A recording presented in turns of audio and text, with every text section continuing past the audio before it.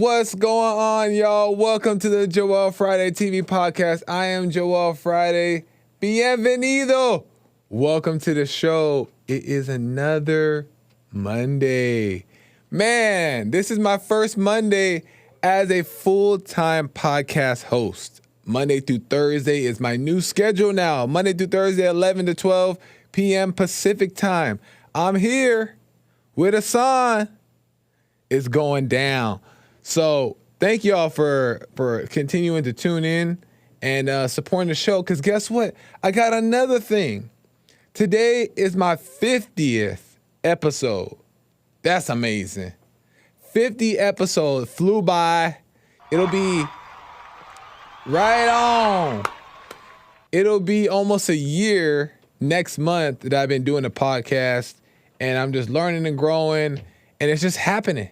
And you guys are tuning in, and I appreciate it. So shout out to the chat. Shout out to Jesse Lee Peterson. Shout out to the JLP Network. Shout out to the crew here at the Bond Building.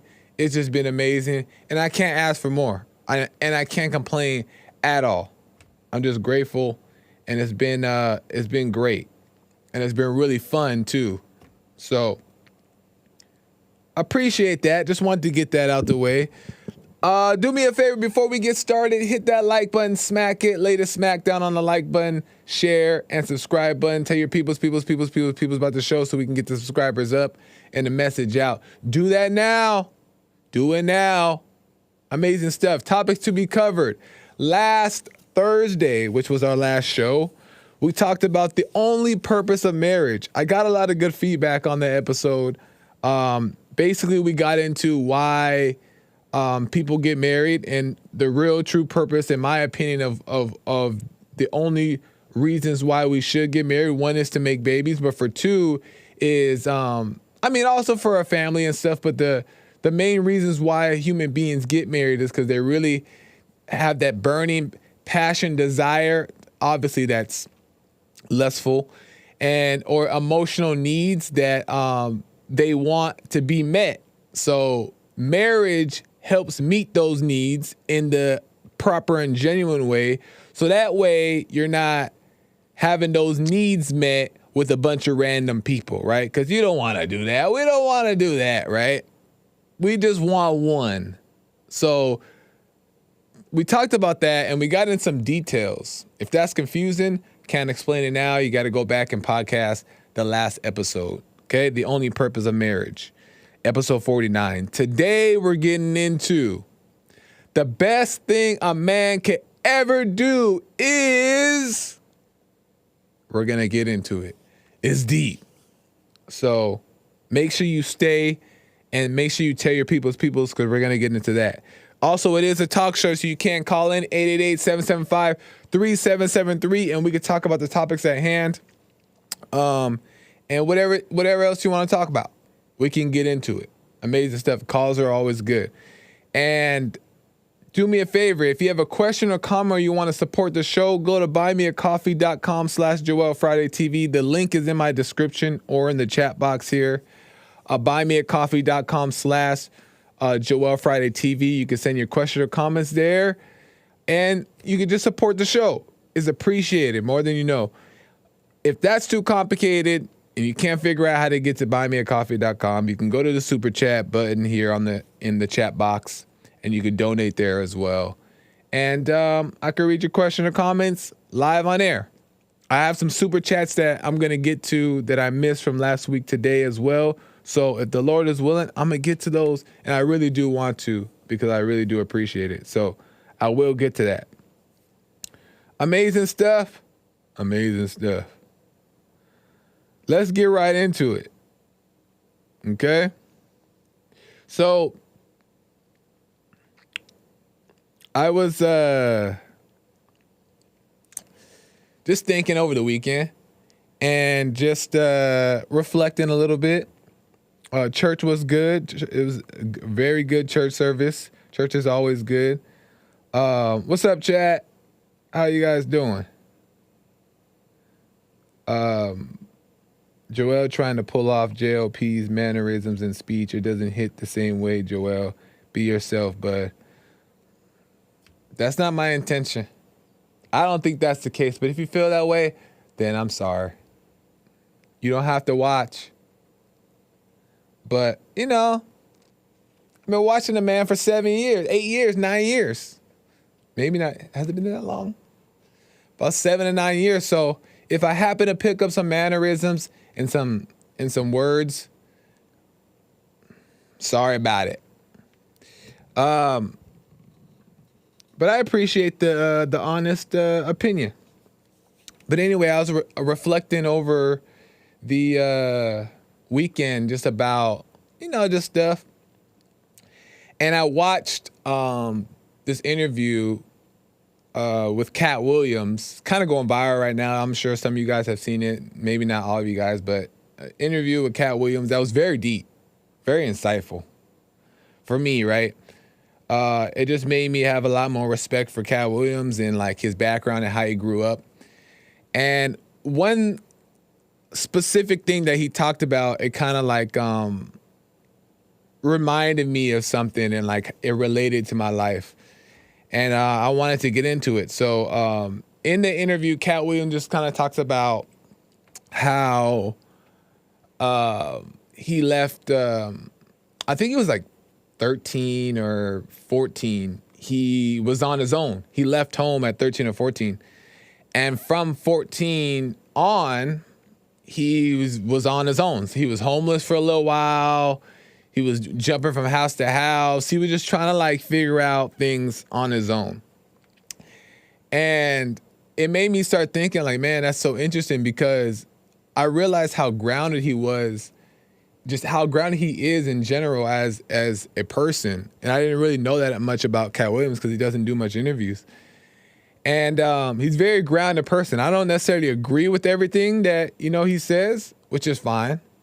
But he's a very grounded person, a very real person. And I respect that, right? And you can almost like kind of trust that more than anything else, right? He's very grounded. And I was like, man, that's interesting. I wonder how he became that way. And he starts explaining it on the interview, how he was on his own since he was since he was young, how he had to figure out how to survive, how he had to make it happen, how he had no help. You know what I mean? Like all those things to the normal's eye view would look like poor him, help him out, put him in a foster home, and I don't recommend anybody try to do this, right? I'm not saying like you should kick your 14, 13-year-old out in the streets. But because of that, because of the lifestyle he lived, it helped him grow up. It helped him mature. It helped him to learn how to fend for himself as a man. It helped him to learn how to mature, grow up and know how to make a life for himself. And he started young, right? And I thought that was so deep. And what I realized is that when I left the house myself, it was late, right? Late to some, right? But I left in my 20s, and I should have left earlier, but didn't know any better. But it is what it is. I don't regret it. It is what it is. That's just how life went. But I left late. But I realized when I left, life really started changing for me. It really started opening up for me. And I heard Jesse talk about that all the time. Jesse Lee Peterson, founder of Bond and founder of the JOP Network, which I am a host on, for those that don't know. I heard him talk about that many times, like your life would change. Things will start to make more sense. And I didn't truly understand it till I actually was on my own and life opened up. So it helped me shape my show today in understanding that the best thing a man could ever do is leave home. The best thing a man could ever do is leave home. And the reason why is because what being on your own really does, it develops that survival mentality, that survival instinct, right? How to fend for yourself as a man, how to deal with life for yourself as a man, not having to rely on anybody. And I think that should be the main focus as a infant till you're 18, right? Until it's ready to move out your house. That should be the parent's main focus, is preparing your child, your son, to be able to survive on his own. So when he gets out in the world, yeah, he's going to make mistakes. Yeah, he has these challenges, but he's not like all over the place. You know what I mean? And when I left the house, I was all over the place. Luckily, I had like the right mentors in my life to help guide me and lead me, Jesse Lee Peterson being one of them. You know what I mean? To really help me. And he did a lot for me. And to really like help me stay on course and not like drift too far off. But I was drifting. You know what I mean? Like I've got into some stuff, made some mistakes, and I'm still learning, right? This is not, I haven't been out that long, right? But it's been some years now, and I'm just learning a lot, and it's just been interesting. And one thing I learned is this, is that never, ever, ever take a handout. Never take a handout. Now, it's okay to like, when you need some help, you ask for help, you need to borrow some money. Like, I'm not saying that. Like, that's okay as long as you pay it back and you work on paying it back or whatever. But I'm not saying that, you don't accept certain things. I'm just saying don't take a handout. And what I mean by that is that the government, the city, the state is so hell-bent. It's crazy, right? On trying to lend you a hand, try to play mama with you, right?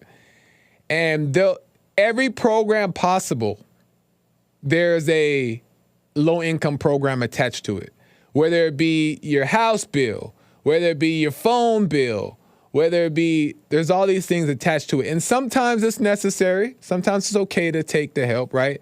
But if you're like me, young and able to provide, or like at least figure out a way to make it happen, then you don't want to accept the handout, right? Because all it does is cripple your growth. It stunts your growth. And I realized that, and I did that. I took the handout early on.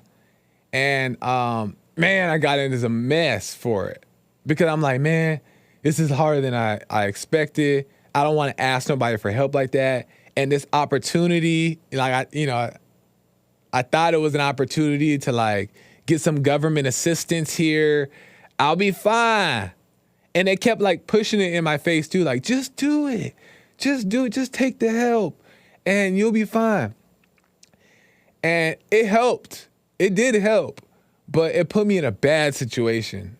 Because unconsciously, I started leaning on it. I started relying on it. And it didn't allow my mind the wheels in my mind, or even in my spirit to flow, to figure things out, to work it out, to find a way to make it work. It stunted all that. It cut all that off. Why? Because I was leaning on this assistance, right? Man, it put me in a bad situation. And now I'm like getting out of it. But it was not a good thing. The handouts do not, and that's what they're really the intention of them is not to be helpful. Right? I don't have time to get into the whole reason why government assistance even came about in the first place for the family. But it didn't do a lot of great things for the family. But on the other side of the coin, it was helpful for some people. So that's why I don't want to like demonize it, because I don't think that's necessary. I don't take the joke too far, but you got to be careful, and you got to know yourself, and you got to know your situation, and you got to know the right thing to do, and what's the best thing for you to do. And the handout in that moment wasn't for me, but it was great because God allowed me to learn from the situation and realized that's not the way. And now that that's not the case, I've been in situations to where obviously that temptation came back up, that opportunity came back up, and they tell you on the phone, well, guess what? It'll be cheaper if you get on the low income program. You'll pay 50% off, and they like throw it in your face. So that came back up, but I learned my lesson. And I was like, no. And I realized from that when times got really hard, instead of taking the handout, I learned, and I'm still learning, how to figure out a way to make more money. It's the very thing that helped me know when to move on from another job, from my situation, my current situation. It helped me know when to move forward. I was working a different job, and at that time I was making a certain amount of money, and obviously the bills were going up. Everything went up. Gas prices went up. Groceries went up. You know how it is. So the bills were piling up, and I could have took that easy way out, but I'm like, you know what? I'm gonna try to figure it out. I'm trying to make it work. And because of that, I started to see that, you know what, it's time for me to move away from this job. I need to go get a better paying job, right? Or I was in situations to where it was like, okay, I need to let me get another job. Let me get a second job. And then Satan is like, well, you're not going to have enough time. You're not going to have enough time to do all those things. You're not going to be able to make it work. And that's when he gets you to go back home, right? That's when he gets you to take the shortcut, right? Cut back. That's when he gets you to do those things, because then you're thinking like, yeah, I got to save up. I got to do these things and instead of developing that hustler's mentality, that like survival instinct, like sharpening that to go figure out the next thing. Rent goes up for everybody. Groceries went up for everybody. But what about, what was I going to do? And I'm grateful that, God allowed me to see that. Go find another job.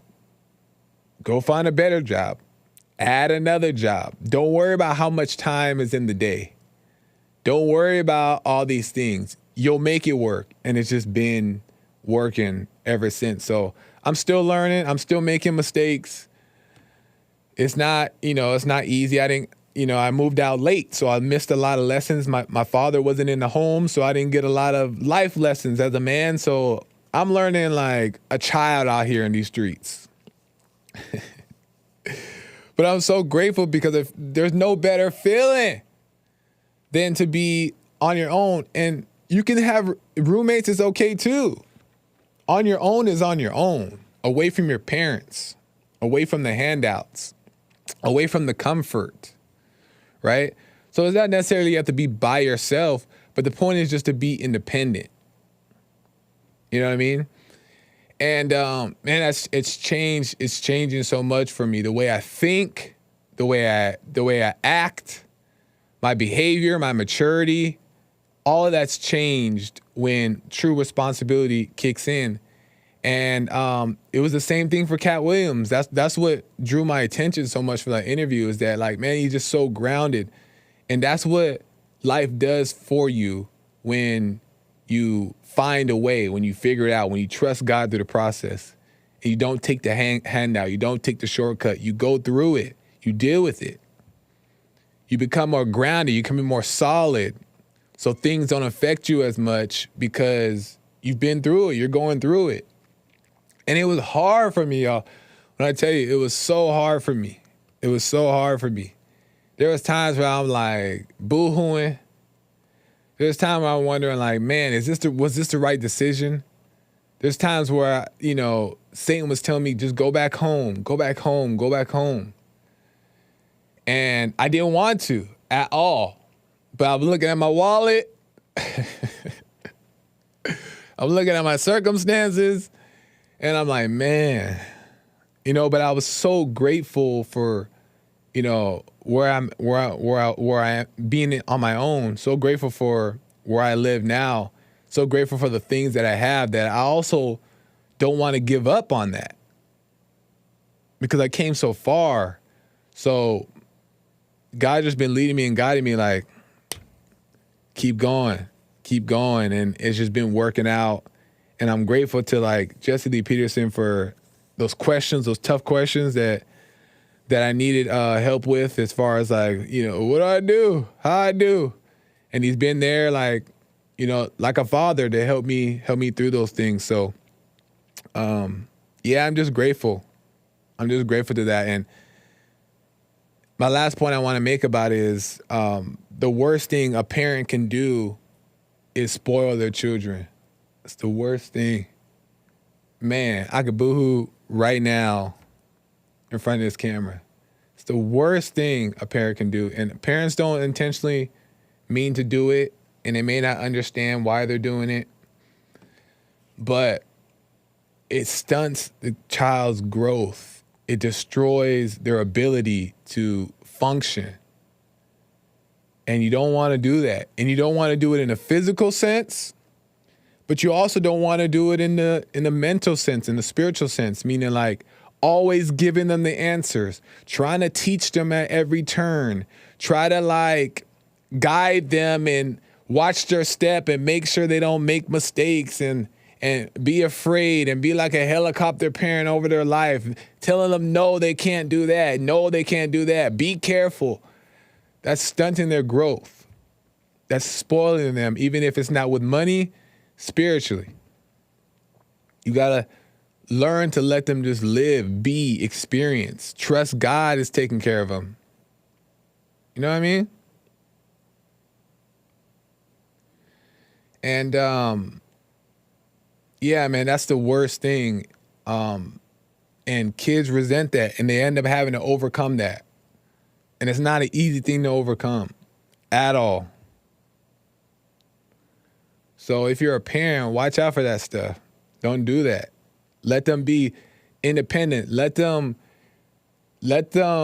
fall, hurt themselves, and cry. Let them cry. There's a time to, like, let them know that you're there and, comfort. But fathers know what that means. Father knows what that's like. You got to let them be. And then they'll end up growing up and being ready for life. Ready for life. So I got it late. Really late, but I'm getting it. And it's just crazy to watch my own life change, man. Like, man, it's just crazy. And I don't want to get too deep into it. At least not for this podcast today. And Joel as a kid is a whole different person. And I'm just grateful.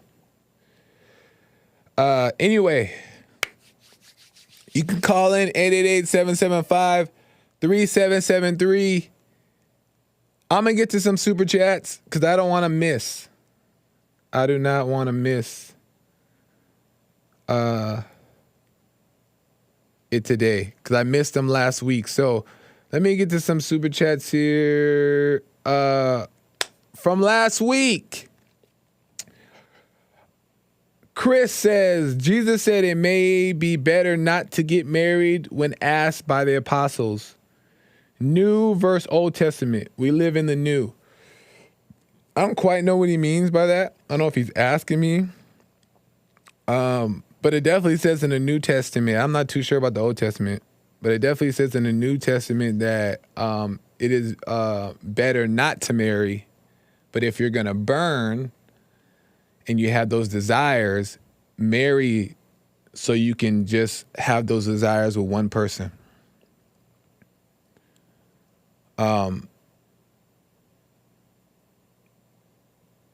It's just better that way. It's cleaner that way. It's more responsible that way. And I understand what he meant by it. And don't be ashamed that you burn too. Christians will be like, well, then I need to be more of a man and overcome, and so I don't have to be. No, like if you desire to be married and that's what it is, doesn't mean you're not gonna work on yourself to overcome. But if you desire to be married, that's fine. That's why God ordained it. Be married. You know what I mean? Who knows what happened? Maybe you overcome, but don't try to stress yourself out trying to make sure that the better way. You don't got to do all that. And matter of fact, that's going to increase your appetite to have sex. So you're going to be doing it more. You know what I mean? But thank you, Chris, for the donation. I appreciate it. Kale. I always struggle with the last name. Samogi. Did God make a mistake by giving Adam a wife? I don't think so. I think in that time, that's a good question. I think in that time, it was necessary for Adam to have a helper. They didn't lay down with each other because that didn't exist at that time. In that moment, God built her from the dust, right? Like he did Adam, and he just turned around and he was like, oh, shoot, she fine. But he probably wasn't thinking fine. But, yeah, he needed a helper for that time. Keep in mind, Adam was alone by himself. He was the only person in the entire universe. With all these animals and all that stuff, you think he was going to be able to do it by himself? He needed a little help. So that's why Eve was there, and she made dinner when he was hungry. Nah, I'm playing. I don't know what all her duties were, but she was a helper. And it was meant to be that way. So thank you, Kel.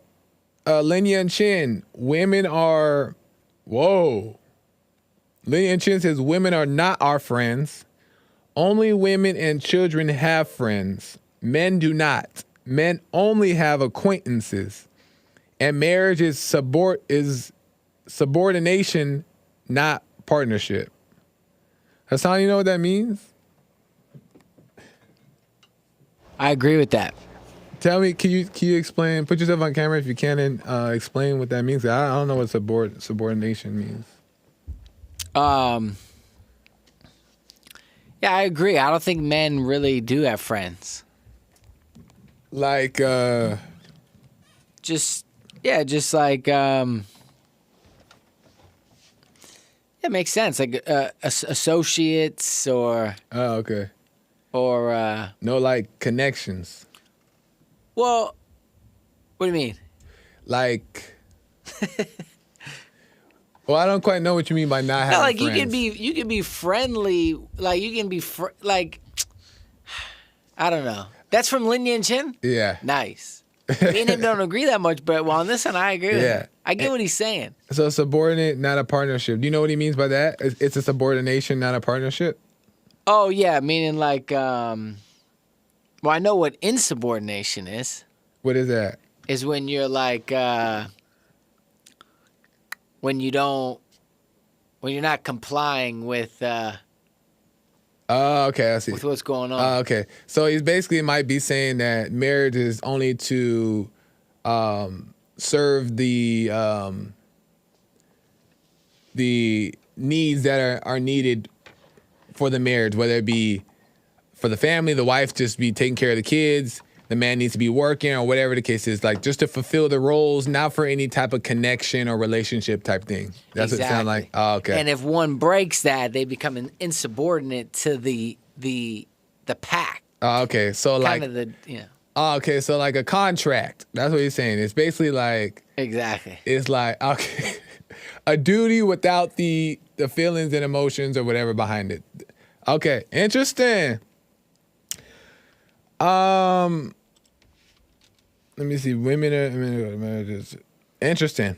I never really thought of it. I mean, I've heard that before, but I don't know necessarily if I agree. But then I don't know if I disagree. I never really even got into it like that. I do think that the best way to go about marriage is non-emotional, right? Meaning like a clear mind, understanding. But realistically, if you're married and you're having babies, there's going to be a little bit of emotion there. There's going to be a little bit of attachment there, to be honest. The point is just to be aware. So I don't think that it necessarily has to be a partnership, like a business type of thing, like to where there's no color. You know what I mean? There's no color. It's just black and white. I don't necessarily think I don't understand the point of that. You can get a roommate. Then that's like a roommate and a homie that you guys just have duties that you guys fulfill. So I think it might be a little bit more than that. In my opinion, especially when it comes to raising a family, I think there's like, there should be a little bit more life involved instead of stripping a life away and just following these rules just to get the job done. But thanks for the donation, Leon Chin, and I respect your opinion. Let me go to Buy Me a Coffee. We have Gregerton says, it's the Joel Friday TV report. I call you the great light skin hope. I'm a big fan, man. Keep up the great work. I appreciate that, Gregortron. Right on, man. Thank you. Thank you very much. And I'll be the great light skin hope. Right on.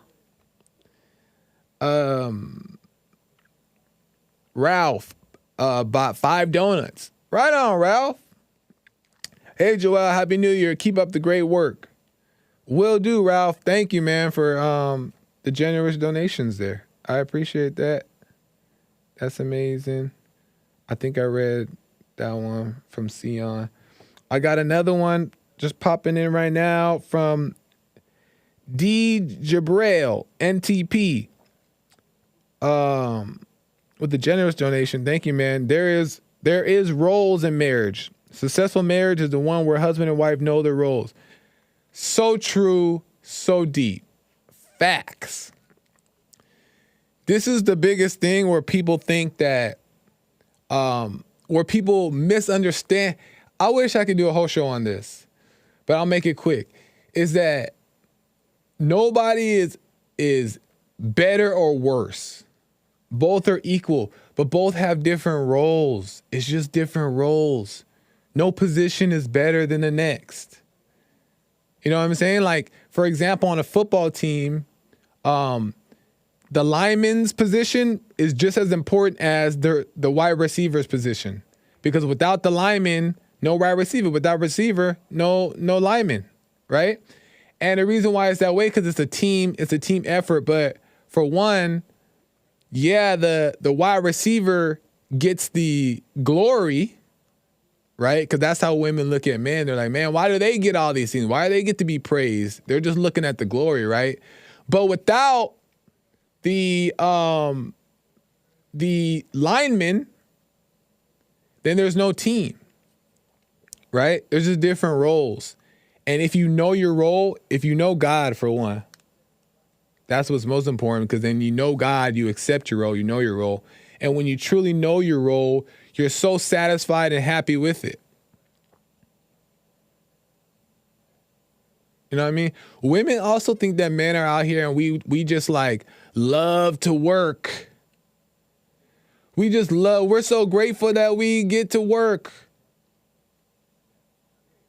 Right? Like, work is not like what people want to do, right? Where that's a man's job to do, but a man is not like exuberant or excited about work. Work is work, and work is always going to be work. And it's like going to the gym. You go to the gym because you get the results, but nobody likes going to the gym. You know what I mean? Gym don't feel good, but you do what you do. But that's what women be thinking, like, oh, I want to do that too. But you have an opportunity to be, if it's the right situation, to be taken care of, to choose whatever you want to do, to know your role. But you have an opportunity to not have to deal with that stuff. There's a lot of stuff that goes on in the workplace. And you have an opportunity to not have to deal with that. That's, you know what I mean? I don't understand that part. That's the part that I don't understand, why a woman does not want to take that opportunity to where her burdens can be very light.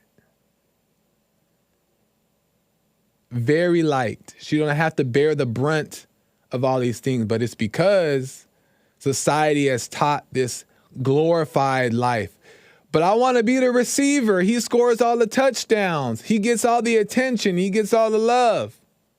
But he also needs the lineman to block, just like a man also needs the woman there to raise a successful family. You know what I'm saying? So it's a team effort for one, but there's roles that are being played and there's an order to life. And it's ordained that way. So, yeah, there's no competition when it comes to that. And women will always lose. No offense, but women will always lose if they try to compete. You'll always lose. So, anyway, let me get to a call. Gray out of Los Angeles, California. Gray, welcome to the show. You're on air. Yo, what's up, Joe? How you doing? How's it going, man? Doing well. Hey, congrats on the new schedule. Thank you, man. Dope, man. I appreciate it. Thank you. Yeah, I was looking at the catalog. You know, you've been consistent every other Tuesday. So to see you for a day, that's cool, bro. That's cool. Right on. Trying, man. Trying. Thank you. Yeah. So just a quick question. Like, what are your? I know you're saying that the best thing a man could do is to leave home. Yeah. But what if you've been like, not such a great parent? Are you still just gonna kick them out? What do you? Oh, I mean, like you didn't prepare them. Like you didn't prepare them. You probably woke up. Like, I'm talking about myself, I guess. In the situation, yeah. I have a daughter, so okay. I didn't stop. Like I started like, being an actual father. I think like maybe 5 years ago. You know what I mean? Like yeah. She's 16 now, so it's like, it's easy to say kick them out, but if you haven't prepared them, like you're just throwing them out, to the wolves. Good question, man. To be honest, I think it's different with women. With girls, with young girls. I don't necessarily think that the same principle should follow for women, in my opinion, right? In my opinion, because that's why I put men in the title. At first, I left it as it was nothing. It was the best thing a person could do, but I changed it to men because I think that it's good for men to bear those bruises, but I don't know if it's necessarily good for women to take on those bruises. Considering the fact that if a woman eventually wants to get married and stuff like that, she's not going to be out there doing it anyway. But I'm not saying that's the right answer and the definite thing. That's just my opinion. But there's a certain element that seems to me decent and good for a young man, 18 years old, to be out on his own, just figuring it out. But it's a crazy world we live in, so I don't think it doesn't seem like it would be proper, in my opinion, just to kick the daughter out, especially if she's not prepared, and have her just like survive in the world. But she should be working. She should be like, taking care of responsibilities and overcoming that, like maybe comfort, maybe you and the mother may have done too much of, but to just throw her out like that, I don't think that that those rules follow the same as for a young girl. Yeah. So why do you think it's not the same energy for the girl as opposed to the guy? Because I mean, the guy, you kick him out as well, and he's an idiot. They're gonna take advantage of him. Yeah. He's gonna suffer. Good question, man. Good question. Yeah. Because we're made to handle that stuff. We're created to handle that stuff. We're built to handle that stuff because that stuff makes us stronger. It makes all people conflict makes all people stronger, but men were built to be tough. Women aren't built to be tough. They should be, and what I mean by that is that like, of course they should be like strong and grounded and, you know what I mean? Like confident, but they're not meant to be physically rough. They're not meant to be rough. They're not meant to be warrior spirit. They're not meant to be gladiator. That's not their thing. You know what I mean? And because also when they get married, if they're truly doing it the right way, they're gonna need to surrender to the power and the will of the husband. And they're not gonna be able to do that if they're like competing with them or like so used to take care of things on their own that they can't like let go. You know what I mean? And and if I could be brief really quick, back in the day, we were just talking about it a little bit here in the office. Back in the day, the men, the families would like prepare the women to be courted by a man, and they would just leave straight from the house of the parents straight to their husbands, the young girls. And it would go straight from one transition to the next. There wasn't no like she was on her own, she had an apartment, she had a house. No, like she was courted. A man courted her as soon as the parents felt that she was ready to be courted. You know what I mean? And she went from her father to her husband. You know what I mean? But she was still taken care of in a sense, still took that submissive role. And she wasn't all tough and scarred up and bruised up due to life. You know what I mean? Right. And she was never like for even a moment left to like fend for herself, right? Exactly. She didn't have to deal with those things. And I don't necessarily think that women should have to think about those things and deal with those things because it does distort the mind. It does distort the mind. That's why they're all mad now, you know? That's why they're all mad now. Exactly. They're working, they're doing things that are just not natural. And like, exactly. I mean, I could see it in girls. Like they don't want to work. They don't want to do these things just because it's in them not to want to do those things. Want to be taken care of, you know? Man, exactly. And that's go ahead. No, my bad. Just a quick question, because so you know, I'm not with the mother of my daughter, so you know, she spends 3 days here, 4 days over there, and I kind of, you know, from knowing you grew up that way as well, right? Like you were like back and forth a little bit with your parents. Yeah, mostly with my mom though. Okay. But go ahead. What do you think that does to a kid? Because I always thought about it. Like I want, like, you know, when she gets to my house, I have you know, the house is nice and clean. I want her. She has her room. You know, I cook for her and I do these things, but it feels like I'm trying to like make up for her not having a real home. You know, at her mom's, they're teaching some type of theology over there, and when she gets over here, I'm teaching her something. So she's like being banged around. You know what I mean?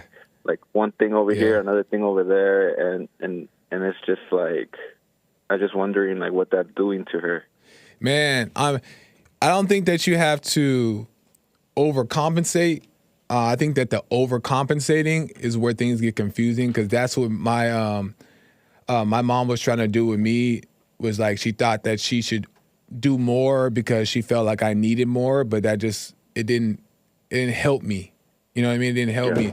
So you just want to be regular and do what you would normally do, what you see naturally to do with your daughter when she comes over, and she's gonna gravitate to the light.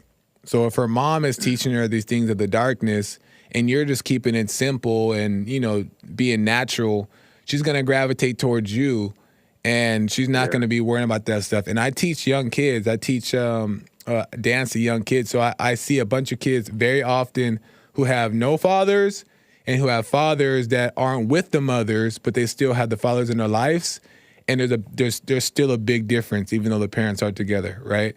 So I see. Yeah, if it's done properly, the kids will still grow up strong and grounded, and will be ready for life if you do it properly. Right. That's awesome, bro. Thank you. Appreciate that. Yeah. Yeah, that was a question. That was my questions, yeah. Well, right on. Great. I appreciate the call. Great call and great questions, man. Thanks for the support too and the compliment. Yeah. I appreciate you guys. And I put a super chat the other day, kind of ratting on you guys, what you said on the shot, if you guys remember. But I know that Hassan had a nice pop in the background. I heard him laughing. Oh, right, right. When you guys you were hosting the Hague Report. These dudes spent 2 hours talking about, Oh, yeah. I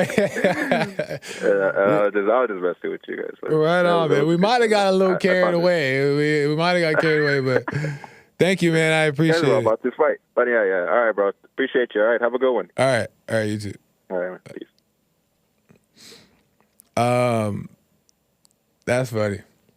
No, it was fun though. That was fun. That was a fun episode. I love like disagreements and I love like arguments, but when everybody is just in the right way about it.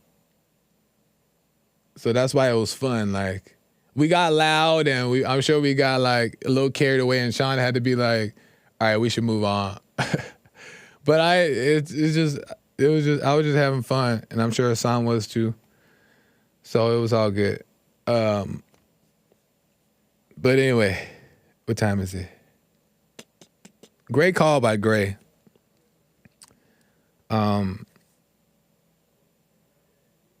Yeah, I don't know if it applies to the young ladies.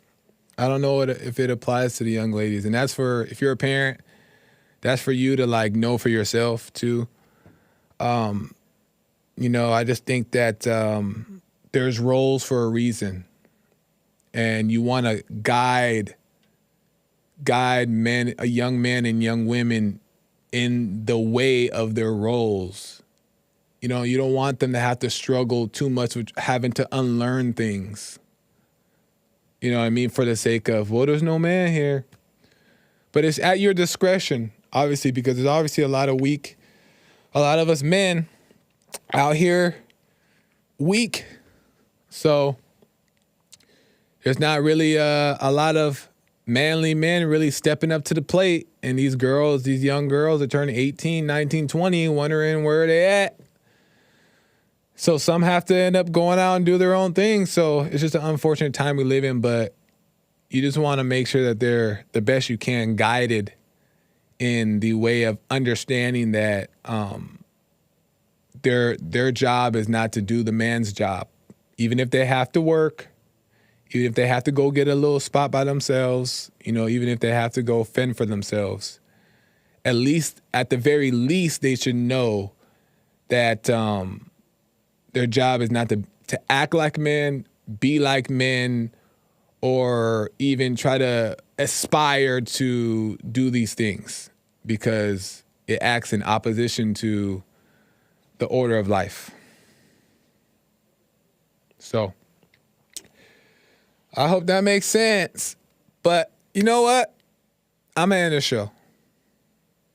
I'm on time, and I want to make sure that Nick gets in here and he can set up and be rolling by the time he needs to get rolling. So thank you guys. Do me a favor. Thank you guys for the support. Thank you, chat. Appreciate you guys for tuning in. Hit that like button, smack it, latest smackdown on like, subscribe, and share button. Tell your people about the show so we can get the subscribers up and the message out. Okay, make sure you guys do it. And I appreciate the support. Follow me across the board, Joel Friday TV, The Gifted to Dance, JFTV podcast on Instagram and on TikTok. We're just trying to do what we can do. JLP Network, YouTube, Instagram, all that stuff. American Anchor Baby is coming in right now, and he's got a great show ahead, so make sure you guys flip over to his channel. And I'll see you guys tomorrow. That's kind of cool to say. I'll see you tomorrow for another show at 11 a.m. Pacific time. All right, y'all. Until next time, have a good one.